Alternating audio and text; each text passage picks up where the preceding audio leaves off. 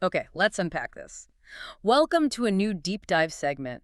This is AI Unraveled, created and produced by senior engineer Etienne Newman. Great to be here. And hey, if you want to stay ahead in this crazy fast world of AI, make sure you like and subscribe on Apple Podcast. You won't miss a thing. Definitely worth doing. So today we're plunging into, well, a really interesting digest of AI news. It's from July 28, 2025, called AI's Daily Chronicle. Innovations and headlines.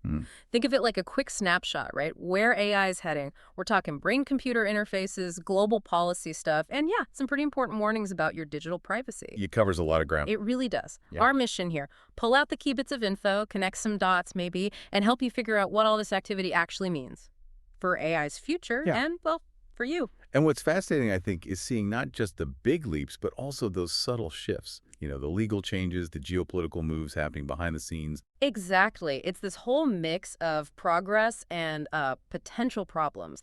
A really rich tapestry, like you said, that we need to look at closely. For sure. All right, let's start with something that honestly hits incredibly close to home. It's about your privacy, specifically with ChatGPT. Sam Altman gave a pretty stark warning.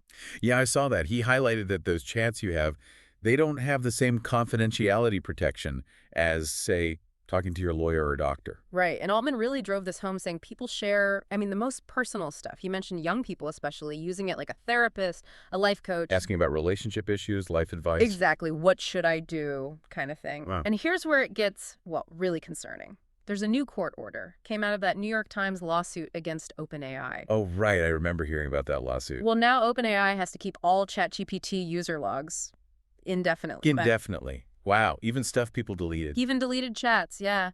And even the temporary chat mode stuff. This hits users of Free, Plus, Pro, and Teams. So basically everyone using the standard versions. Pretty much. You talk about maybe mental health struggles, personal crises.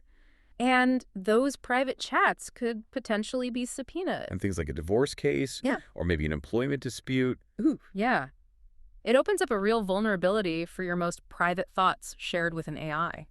It really forces us to ask, how do we even navigate this? The lines between private and public online are just so blurry now. They really are. And our AI interactions, no matter how personal they feel, they just don't have those legal shields we expect with human professionals. It's a gap. A big one. And what's really striking is this kind of two-tier privacy system that's emerging. Ah, you mean the enterprise and Edo users? Exactly. They're not affected by this court order, apparently. So businesses, schools, they get a different level of privacy than, regular folks.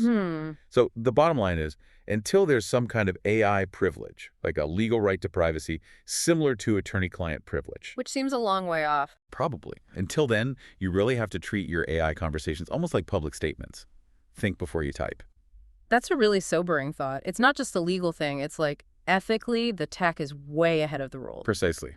The ethics need to catch up fast. Absolutely. And speaking of catching up and getting ahead in AI, if you're looking to boost your career, maybe get certified, Etienne Newman's resources are top-notch. Oh, yeah. Yeah, he's got AI certification prep ebooks, audiobooks covering Azure AI engineer, Google Cloud generative AI leader, AWS AI practitioner, Azure fundamentals, Google machine learning, the works. Wow, comprehensive. Totally. You can find them at djamgatetech.com or on Shopify. We always put the links in the show notes, so check those out. Okay, so let's pivot now. From privacy worries to something genuinely mind-bending. A huge breakthrough showing AI's potential for, well, profound human impact. All right, I'm intrigued. This comes from Neuralink, demonstrating the incredible power of brain-computer interfaces, or BCIs. Neuralink. Right. They achieved something truly remarkable. A woman, Audrey Cruz, paralyzed for 20 years. 20 years. Wow. She can now control a computer just using her thoughts. She received a Neuralink implant. Just by thinking. That's incredible. What can she do? Play games, even write her name, all through thought control. That's not just tech wizardry, is it? That's life-changing. A fundamental shift in how humans can interact with technology. Totally. So it's the N1 implant, right? A tiny chip in the skull threads into the brain's motor cortex. Yeah, that's the one. And it picks up the electrical signals when she thinks about moving, sends them wirelessly to a computer. Where algorithms translate them into commands, direct digital control via thought. The potential here, especially for accessibility, for restoring capabilities, it's just immense. We're really pushing the boundaries of human-computer symbiosis. It really feels like science fiction becoming reality. It does. But, while things like Neuralink grab headlines, AI is also changing our daily digital lives in quieter but still really significant ways. More accessible stuff, you mean? Exactly. Like Microsoft's Copilot. It's getting a new feature, a customizable digital look that actually adapts and, ages with you over time. Ages with you. Interesting. Trying to build more of a long-term relationship, maybe? Seems like it, making it feel more personal, like a companion. And then look at OpenTable. Reservation site. Yeah, they just launched an AI-powered concierge. It's built right into restaurant profiles. Okay. What does it do? It can answer apparently up to 80% of diner questions automatically. Things like parking, menu specifics, dress code. Ah, so it streamlines things. Less waiting on hold for simple questions. Exactly. Making the whole dining out process smoother. What's interesting about both those examples, Copilot and OpenTable, is how they show AI becoming less like a separate tool and more integrated. Yeah, blended in. Right. Personalized, intuitive. It's about embedding AI into our routines to make things more familiar, more efficient. Like an assistant that learns you, or one that just knows the answer you need. Yeah. It makes AI feel more seamless, less like this external thing we have to consciously use, and more just part of the background, helping out, building that familiarity, that convenience. Which is probably how it'll become truly ubiquitous. I think so. Okay, so we've got personal privacy, incredible medical tech, everyday convenience, but AI is also a massive player on the global stage. Let's shift gears to geopolitics. Right. The international angle, always complex. Definitely. So there's this intricate dance happening between innovation and, international relations. The U.S. government reportedly hit pause on some tech export curbs aimed at China. Ah, to help the trade talks, right. I heard about that push internally. Exactly. And following that, NVIDIA announced they'll resume selling their H20 AI GPU to China. The H20, that's a big one for AI inference, wasn't it? One of the ones previously blocked. Yep, a key piece of hardware. But, and this is crucial, there's pushback. Over 20 former U.S. officials wrote a letter. Urging Trump to reverse course, right. Saying it risks the U.S. edge in AI, economically and militarily. Precisely. So you've got this real tension. It really highlights the dilemma, doesn't it? Yeah. Economic diplomacy versus national security, especially with tech as critical as AI GPUs. For sure. This isn't just about selling chips. It's about who controls the foundational infrastructure for the next wave of AI. It's a debate over whether the goal is purely to win the AI race or to kind of set the rules for everyone else. That's a really sharp way to put it, defining the terms of the race. It's a high-stakes balancing act, for sure. And speaking of different approaches, China just unveiled its own AI action plan. This was at the World Artificial Intelligence Conference. Okay, so what's their angle? It's quite different. They're proposing an international cooperation body emphasizing open source development. Open source. Interesting. Yeah, calling for joint R&D, open data sharing, cross-border infrastructure, AI literacy training, especially helping developing nations. So more collaborative, less protectionist on the surface. It seems that way.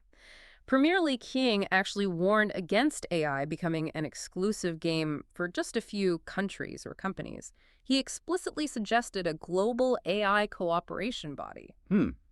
That's a direct contrast to the recent U.S. AI plan, which talks more about deregulation, growth, and, that race to achieve global dominance. Right. China seems to be positioning itself as an alternative leader, maybe, by appealing to developing countries with this more open, collaborative approach. They stress balancing innovation with security, working through the UN on global risk frameworks. It's fascinating. We're really seeing two distinct philosophies emerge on how AI should be developed and governed globally. Definitely. This could lead to, maybe parallel AI ecosystems, different alliances, different standards, depending on which vision gains more international traction. Could get complicated. Could get very complicated indeed. The whole global AI picture is definitely one to watch. Absolutely. Now, before we get to the absolute cutting edge of AI innovation, just a quick note for any AI innovators or tech leaders listening. If you're looking to boost your visibility, share your work, and connect with a really engaged audience, professionals, researchers, decision makers in AI. The kind of people who listen to this deep dive. Exactly. Consider becoming a sponsored guest right here on AI Unraveled. You get a dedicated segment to share your insights, your projects, your vision for AI. Sounds like a great opportunity for thought leadership. It really is. You can learn more about the partnership, the benefits, and apply over at dgembacktech.com for AI-Unraveled. As always, link is in the show notes. Good stuff. Okay, so finally, let's look at just the raw innovation. What's pushing the limits of what AI can do? The really cool stuff. Yeah. First off, Mark Zuckerberg made a big announcement. Zhengjie Zhao is going to lead Meta Superintelligence Labs. Zhengjie Zhao, wasn't he at OpenAI? Co-author on the original ChatGPT paper, worked on GPT-4. That's the one. Helped create GPT-4.01. He's reporting directly to Zuck. It signals Meta is getting very serious about frontier AI research. Wow, poaching top talent like that is definitely a major statement of intent, focusing on that advanced reasoning capability. For sure. And then back at that World AI conference in China, robotics were huge. Oh yeah, what were they showing off? Dozens of humanoid robots doing things like serving craft beer, playing mahjong, stacking shelves, even boxing. Boxing, seriously. Yep. Unitree showed its G1 android about 130 centimeters tall, doing kicks and shadow boxing. And they announced a full-size humanoid, the R1, coming in under $6,000. Under $6,000. That's incredibly cheap for a full-size humanoid. Right. And there were also separate dog-like robots doing backflips, just showing incredible agility and dynamic movement. So we're seeing this push on both fronts. The core AI models getting smarter with people like Zhao at Meta, and the physical robots getting way more capable and affordable. Exactly. The robotics part is key. It's not just about AI thinking. It's about AI doing things in the real world. Logistics, maybe elder care. Yeah. That low price point makes widespread use seem much closer. It really does. And one last quick hit on the innovation front. This one's for the creative types. Runway. Yeah, the AI video company. They just unveiled something called Aleph.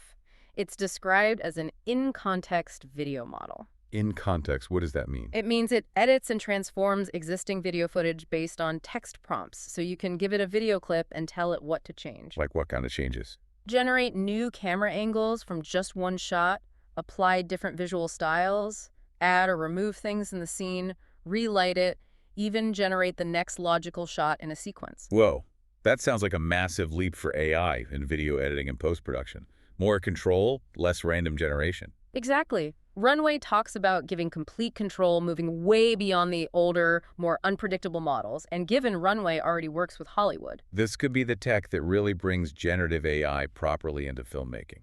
Could very well be. It looks incredibly powerful. Lots happening on all fronts then. Seriously.